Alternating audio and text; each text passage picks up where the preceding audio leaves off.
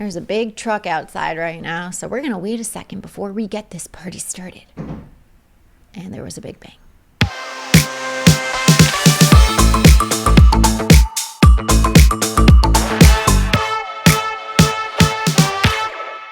Hello, my friends. Welcome back. Happy Wednesday. Today, we are continuing the 2020 journaling series. I will go ahead and link last week's video underneath this video and all my old journaling videos for you as well. Today, I'm sharing some journaling prompts for self-discovery. Now, for those of you in recess school currently, you can find these same journaling prompts in day 10 of your self-discovery training, Find Your Passion in 13 Days. If you are not in recess school, first of all, why the heck not? But you want the worksheet with these same journaling prompts that I'm going to go over today, you can sign up for my email list. It's 100% free, and I'll send you the guide to your inbox. The link is down below. Okay, so again, these prompts are straight from one of my self-discovery classes titled Childhood Clues. Whenever my students go through my self-discovery training, they always say that this is one of their favorite classes. So you're welcome. Now, the reason I dedicated an entire class to childhood is because our childhoods are a gold mine for information. There are so many clues, you guys, in our upbringing as to who we really are and what we're meant to do out in the world. We really aren't that much different now than when we were kids. Our innate desires and authentic personalities were formed before we were even born. We've just gotten really good at stepping into the role of adult and conforming to social norms.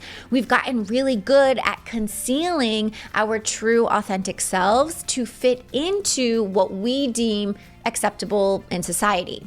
And because we've become professionals at hiding the most unique parts of ourselves, it now requires a bit of an investigation of sorts to uncover the valuable information, which is all good. That is why you are here, right? You just got to give yourself the space within your journal to answer the questions I'm about to pose so that you can rediscover what makes you uniquely you. Okay, before we begin, there are 2 points I want you to remember, okay? Number 1, do not try to answer all of these questions right now as I run through them. It'll be much more effective if you set aside some time to sit with this exercise and complete it on your own, which is why printing out the worksheet will help. So make sure you click on that link below this video. However, if you gain any insight as I run through each question, then of course, please pause this video, make a note of it so that you don't forget about it, and then you can elaborate later on. Number 2, don't limit yourself to a specific age. So like when I say childhood, I don't necessarily mean until just the age of 5 or 6. A lot of these questions can relate to when you were 11, 12, 14 years old. You don't want to limit yourself to the verbiage. Just honor whatever comes up for you. All right. Here we go. You ready? Number 1, what were you like as a child? Were you shy, emotional, loving, angry, scared, happy, bossy, etc.? And why? You want to describe your personality in as much detail as you can here. If you were always scared as a kid, why were you always scared? If you were a loving kid, who were you loving toward and why? For example, I was a very well-behaved, sweet, did as she was told child, never got into trouble, which is why I was such a rule follower and people pleaser as an adult. Because I learned and saw at a young age that if I behave well and how other people expected me to behave, I was praised, right? I also often felt left out as a kid, which again translated into my adult life. I also had a lot of fear about money, growing up with the old money doesn't grow on trees belief, which I had to do a lot of work on as an adult. So you want to start paying attention to the themes in your life. They all trace back to your childhood and old thinking and old beliefs. All this information is good information, you guys, because when you're aware of it, you then have the power to work through it. And ask your parents how you were as a child. What words would they use to describe you? Ask for stories because, again, the more information, the better. Also, just a quick side note here, an important point that I want to make is as you go through these questions, do not forget to ask why as often as you can.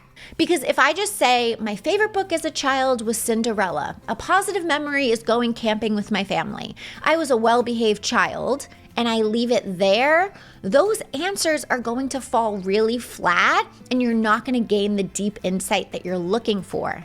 Why was my favorite book Cinderella?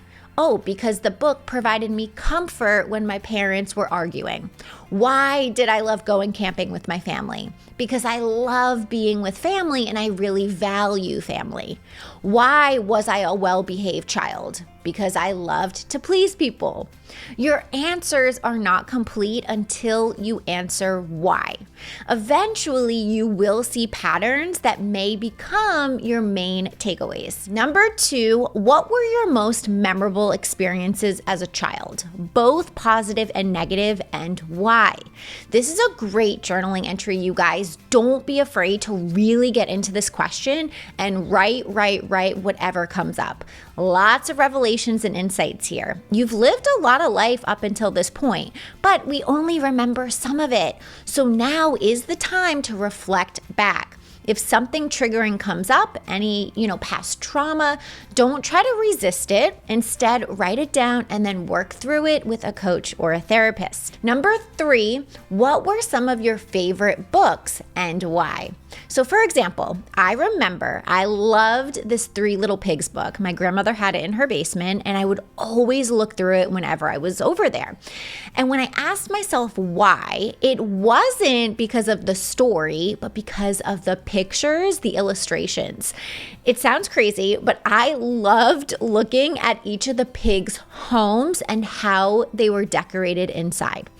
And I know it's a silly example, but it just proved my love for interior decorating, since I was a little girl. So cool, right? So cool. So don't skip over questions because they might sound stupid. You never know what you'll uncover. Number 4, what were your favorite toys and games to play with and why?